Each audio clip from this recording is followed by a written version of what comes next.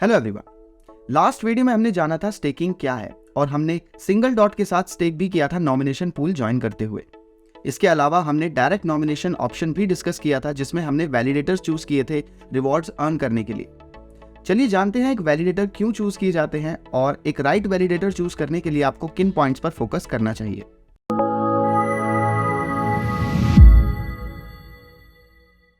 आप एक validator choose करते हैं पोल्काडॉट नेटवर्क पर डॉट्स स्टेक करने के लिए। वैलिडेटर्स रिस्पॉन्सिबल होते हैं network security and integrity maintain करने के लिए।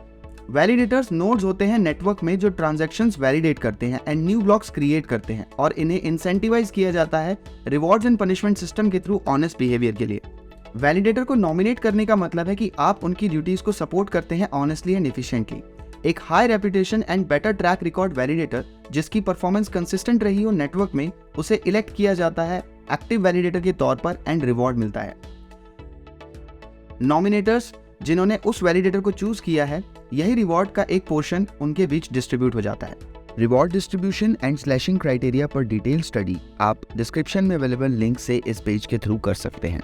इसके अलावा एक वैलिडेटर के साथ स्टेक करने से आप भी पोल्काडॉट गवर्नेंस में पार्टिसिपेट करते हैं, प्रपोजल्स पर वोट करते हैं जिससे नेटवर्क डेवलप होता है। वैलिडेटर्स जिनके पास लार्ज अमाउंट है स्टेक टोकन्स का, उनके पास ज्यादा पावर होती है network related process decision making में। इसीलिए ये बहुत ही इंपॉर्टेंट है कि आप एक राइट वैलिडेटर चूज करें अपने इंटरेस्ट एंड वैल्यू के अकॉर्डिंग।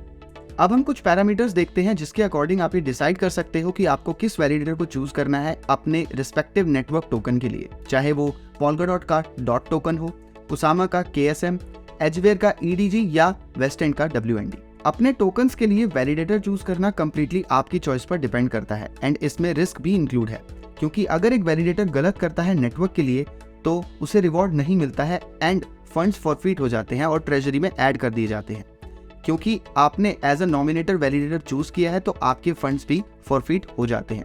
इसीलिए एक बेटर प्रैक्टिस की नीड होती है वैलिडेटर चूज करने के लिए। चलिए फर्स्ट पॉइंट पर आते हैं जिस पर आपको फोकस करना है जब आप वैलिडेटर चूज करते हैं। फर्स्ट पॉइंट है मल्टीपल वैलिडेटर्स चूज करें।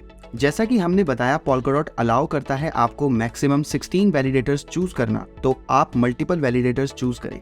ये हमने लास्ट वीडियो में भी डिस्कस किया था कि आप वैलिडेटर्स कब एंड कहां से चूज कर सकते हो। नेक्स्ट पॉइंट है कि आप ये चेक करें कि वैलिडेटर की नेटवर्क आइडेंटिटी कितनी स्ट्रांग है। नेम के अलावा email address, social platform links updated हैं या नहीं, एक्सेट्रा। अपने नॉमिनेटेड डॉट्स के लिए मैक्सिमम रिटर्न आप चेक कर सकते हैं टारगेट्स टैब से, जो कि अवेलेबल है polkadot.js ऐप पर नेटवर्क टैब में स्टेकिंग सब मेन्यू में। ध्यान रखिए कि वैलिडेटर कमीशन कितना चार्ज हो रहा है। अगर किसी वैलिडेटर ने कमीशन में 100% मार्क किया हुआ है तो आपको रिवॉर्ड नहीं मिलेगा इस वैलिडेटर के थ्रू। ऐसा इसलिए भी किया जाता है वैलिडेटर के थ्रू क्योंकि ये नहीं चाहते अपने अकाउंट्स के अलावा फर्दर डॉट्स नॉमिनेट करवाना। ये देखिए कि कोई वैलिडेटर ओवर सब्सक्राइब तो नहीं है।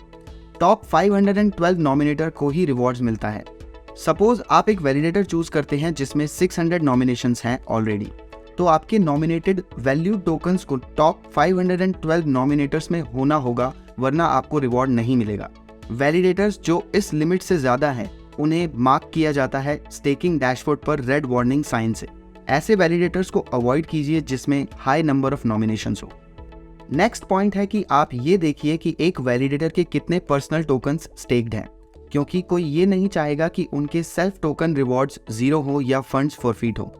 इसके लिए वैलिडेटर नेटवर्क में ऑनेस्ट रहेंगे, कोशिश करेंगे कि अकाउंट स्लैश ना हो। इन सभी पॉइंट्स के अलावा आप वैलिडेटर का स्कोर कार्ड चेक कर सकते हैं, जिसमें आप ये देखते हो कि एक वैलिडेटर ने लास्ट एरा में कितना रिवॉर्ड अर्न किया है, कितनी बार अकाउंट स्लैश हुआ है, इलेक्टेड स्टेक एक्सेट्रा।